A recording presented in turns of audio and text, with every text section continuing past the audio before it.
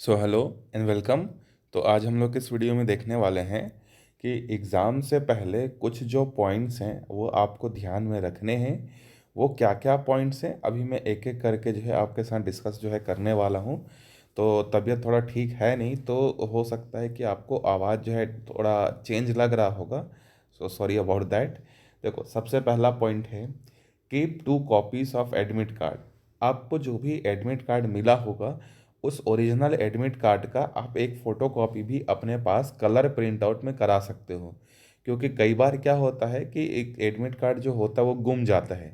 अगर admit card आपका गुम गया तो फिर दोबारा एडमिट कार्ड रिसीव करने का जो प्रोसेस है वो थोड़ा सा टाइम टेकिंग है, तो उससे आप परेशान भी हो जाओगे और आपकी पढ़ाई भी डिस्टर्ब हो जाएगी।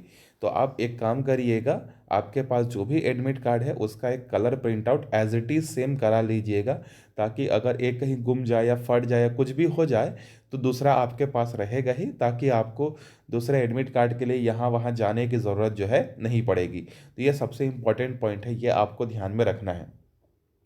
सेकंड है, अगर आप दो कलर का इस्तेमाल करना चाहते हो, दो कलर के पेन का, तो आप दोनों कलर के पेन के जो है 3-3 सेट कम से कम रखिए। मतलब आप जिस पेन से आपकी राइटिंग बहुत अच्छी बनती है, आप फास्ट लिख पाते हो, उस पेन का आप 3 सेट मतलब 3 पेन तो कम से कम रखिएगा। जैसे अगर आप ब्लैक यूज़ करना चाहते हो, ब्लैक और ब्लू, तो दो कलर के पेंसिल आप एग्ज़ाम में यूज़ कर सकते हो आंसर को लिखने के लिए। मतलब आंसर नंबर को लिखने के लिए आप एक कलर यूज़ कर सकते हो और एक अपने मेन आंसर को लिखने के लिए यूज़ कर सकते हो अगर आप चाहो तो। अदरवाइज अगर आप एक ही से लिखना चाहते हो तो आपके पास कम से कम उसी के 3 या 4 पेन जो है आपके पास जो है होना चाहिए। ठीक है। आगे है, you can keep cardboard to the exam hall. अगर आप एग्ज़ाम हॉल में कार्डबोर्ड लेकर जाना चाहते हो जिसमें आप लिखते हो, तो आप बिल्कुल लेके जा सकते हो। बस उसमें ये कुछ भी ये बात ध्यान रखना है कि उस कार्डबोर्ड में कुछ लिखा हुआ नहीं होना चाहिए। ठीक है। जैसे कोई फार्मूला, कोई लेटर या कोई ऐसा चीज़ जो है लिखा हुआ नहीं होना चाहिए। अगर लिखा हुआ हुआ और अगर फ्लाइंग स्क्वाड आया और आपको देख लिया तो फिर आप वो जो है बैन कर सकते हैं, एग्ज़ाम से रेस्ट्रिकेट कर सकते हैं। तो आप एकदम प्लेन वाला कार्डबोर्ड लेके जाइएगा। और मेरे ख्याल से आपको लेके जाना ही चाहिए। क्यों? क्योंकि एग्ज़ाम सेंटर में आपको जो टेबल और बेंच मिलते हैं, ज़रूरी नहीं है कि वो एकदम प्लेन हो आपकी स्कूल के जैसे और अच्छे से आप स्मूथली उसमें लिख पाओ। कई बार क्या होता है, टेबल जो होते हैं वो ऊपर नीचे होते हैं तो लिखने में प्रॉब्लम होती है। तो आप चाहो तो अपने साथ कार्डबोर्ड जो है लेकर जा सकते हो। बस कार्डबोर्ड में कुछ लिखा हुआ नहीं होना चाहिए, ना फार्मूला ना एनीथिंग एल्स, कुछ भी नहीं होना चाहिए। आपका एग्ज़ाम सेंटर जहाँ भी है, आप अपने घर से निकलो एग्ज़ाम सेंटर में और वहाँ कोशिश करो कि 40 to 45 मिनट्स पहले आप एग्ज़ाम हॉल में पहुँच जाओ। क्योंकि कई बार क्या होता है कि एग्ज़ाम हॉल पास में तो है ना, निकल जाएंगे चले जाएंगे ना करके क्या होता है, कई बार कुछ ना कुछ अनइवन चीज़ें हो जाती हैं, जैसे बाइक पंचर हो गया या कुछ एक्सीडेंट्स हो गया, कुछ भी हो गया। तो उसके कारण से ना माइंड डिस्टर्ब हो जाता है, फिर हमारा परफॉर्मेंस ना एग्ज़ाम हॉल में दिख नहीं पाता है। तो आप बिल्कुल 40 से 45 मिनट पहले रीच करिएगा और बड़े आराम से वहाँ पर जो है जाके बैठिएगा। कोई टेंशन लेने वाली बात नहीं, आप रिलैक्स माइंड से दोगे तो आपका एग्ज़ाम डेफिनेटली बहुत अच्छा जाएगा। और अगर आप पॉजिटिव माइंड से नहीं दोगे, शांत माइंड से नहीं दोगे, तो आपको कितना भी आता हो, आप टॉपर ही क्यों ना हो, आपका पेपर बिगड़ने के चांसेस जो है हो जाते हैं। तो काम डाउन होकर एकदम आपको एग्ज़ाम लिखना है और 40 से 45 मिनट पहले एग्ज़ाम सेंटर रीच करना है। Try to go with parents. अच्छा, एक और चीज़ मैं आपको बता दूंगा। ये इंपॉर्टेंट चीज़ है। कई बार हम लोग क्या करते हैं कि हमारे फ्रेंड्स तो जा ही रहे हैं, तो फ्रेंड्स फ्रेंड्स के साथ मिलकर स्कूटी में या बाइक में जो है सब लोग क्या होते हैं, चले जाते हैं। लेकिन अगर आप ये चीज़ अवॉइड कर सकते हो, अगर आपके पेरेंट्स आपके साथ अगर जाने के लिए फ्री हैं, तो आप जो है एग्ज़ाम सेंटर, एग्ज़ाम के 6 दिन जो है या 5 दिन जितने भी दिन हैं, कोशिश करिएगा कि आप अपने पेरेंट्स के साथ जाओ। ठीक है।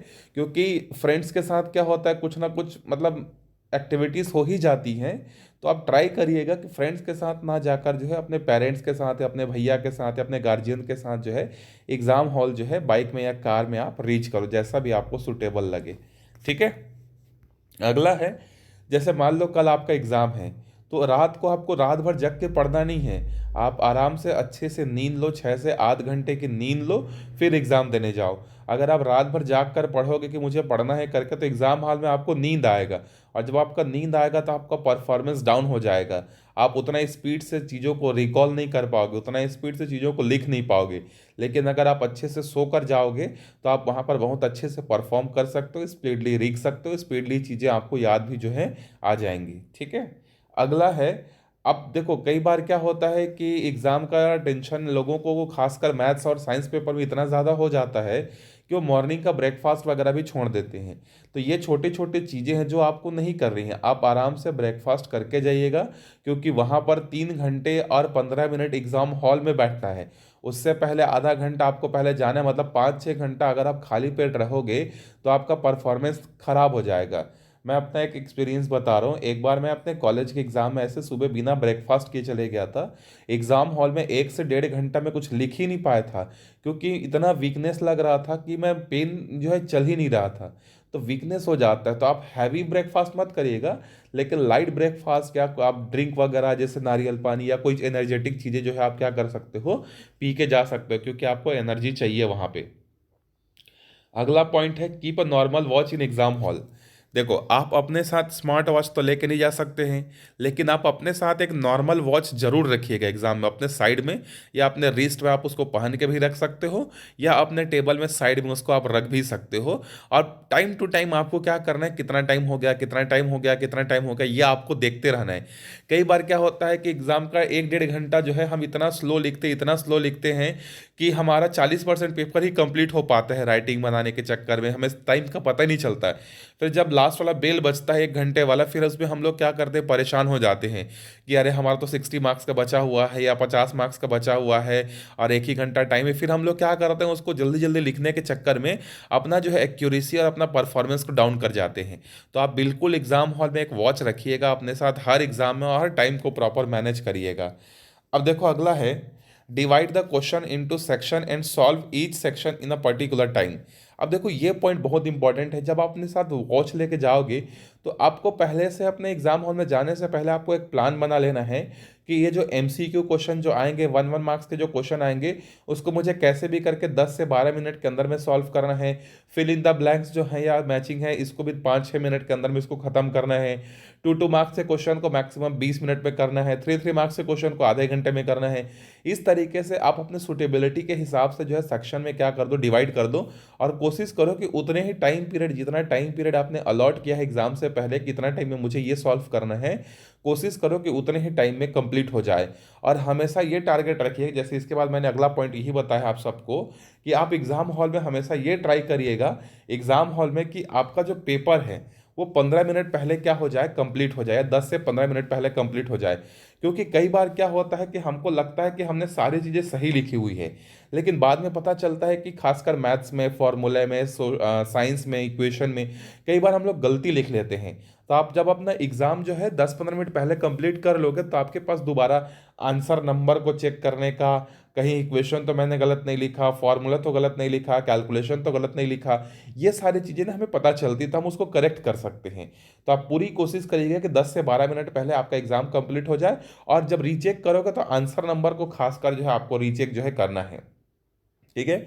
अच्छा, अगर आपको लग रहा है, वैसे तो आपको जो मेन सीट मिलता है वो काफ़ी बड़ा रहता है, अगर आपको लग रहा है कि आपको सप्ली की ज़रूरत पड़ने वाली है, तो आप ऐसा नहीं करोगे कि लास्ट पेज का लास्ट लाइन लिखोगे और फिर मैडम या सर सप्ली करके बोलोगे। सप्ली लाने का प्रोसेस होता है, उसमें जाके रोल नंबर ऐड करते हैं, टीचर्स जो है आके साइन करवाते हैं, एडमिट कार्ड का देखते हैं, बहुत सारा प्रोसेस होता है। थोड़ा सा 5-7 मिनट ले लेता है सप्ली, अगर आपको चाहिए होगा तो आप एक काम करेगा, अगर आपको लग रहा है कि आपको सप्ली चाहिए, तो आप जैसे 2-3 पेज अगर बचा हुआ है तो उससे पहले ही आप बोल दो कि मैडम या सर मुझे सप्ली चाहिए करके, ताकि वो अपना प्रोसेस करते रहें और आपका टाइम वेस्ट ना हो। ठीक है, इस बात का भी ध्यान रखना है आपको। अगला है, आप एग्जाम हॉल में बिल्कुल भी कोई अनइवन चीज़ आपको लेके नहीं जानी है, ना आपके पास पेपर होना चाहिए, इवन दूसरे सब्जेक्ट का भी पेपर नहीं होना चाहिए। जैसे अगर आपका सोशल का पेपर चल रहा है और मान लो आपके पॉकेट में गलती से मैथ्स का फॉर्मूला वाला पेज मिल गया, तो भी आपका यूएफएम बन सकता है, चीट बन सकता है। ठीक है, तो आप बिल्कुल कोशिश करिएगा कि अपने साथ कुछ भी कैरी ना करो। अगला पॉइंट है, check your seat before seat. देखो, जब आप एग्जाम हॉल में जाओगे आपको जो भी टेबल अलॉट होगा उस टेबल के ऊपर नीचे आप बिल्कुल एक बार अच्छे से ध्यान से चेक कर लीजिएगा, कहीं कोई पेपर तो नहीं है, कहीं कुछ लिखा हुआ तो नहीं है, ताकि जब फ्लाइंग स्क्वाड आए और गलती से अगर आपको चेक किया और वहां पर आपको बहुत सारे पेपर अगर मिल गए तो फिर वो पूछेंगे नहीं कि वो पेपर तुम्हारा है या किसका है, फिर वो सीधा सीधा आपका यूएफएम बना देंगे। तो आप जहां पर भी बैठोगे उसको बिल्कुल आप अच्छे से ध्यान में रखिएगा कि आपके आसपास कोई चीज़ जो है नहीं होना चाहिए। उसके बाद एक और इम्पॉर्टेंट चीज़, कई बार क्या होता है जब हम लोग एग्ज़ाम हॉल में जाते हैं तो अपने दोस्त मिलते हैं तो हम पूछ लेते हैं कि अरे कितना पढ़ाई किया तूने, कितना पढ़ाई किया तूने, मैंने तो कुछ भी नहीं किया। इस तरीके के ना बातें आप बिल्कुल मत करिएगा। इससे क्या होता है ना, डिस्टरबेंस होता है माइंड का।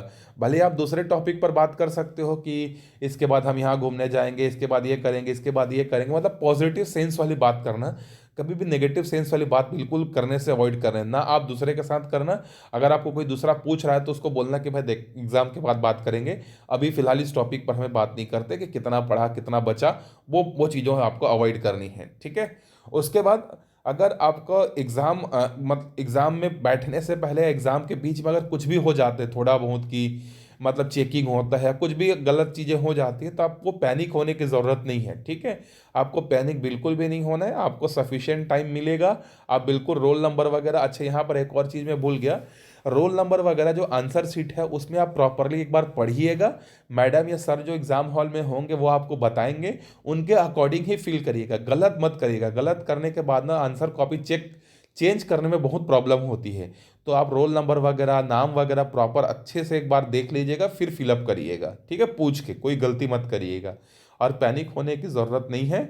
इसके अलावा भी अगर आपको कोई हेल्प चाहिए तो आप बिल्कुल मुझे बता सकते हो, मैं आपके वीडियो बना दूंगा। So all the very very best.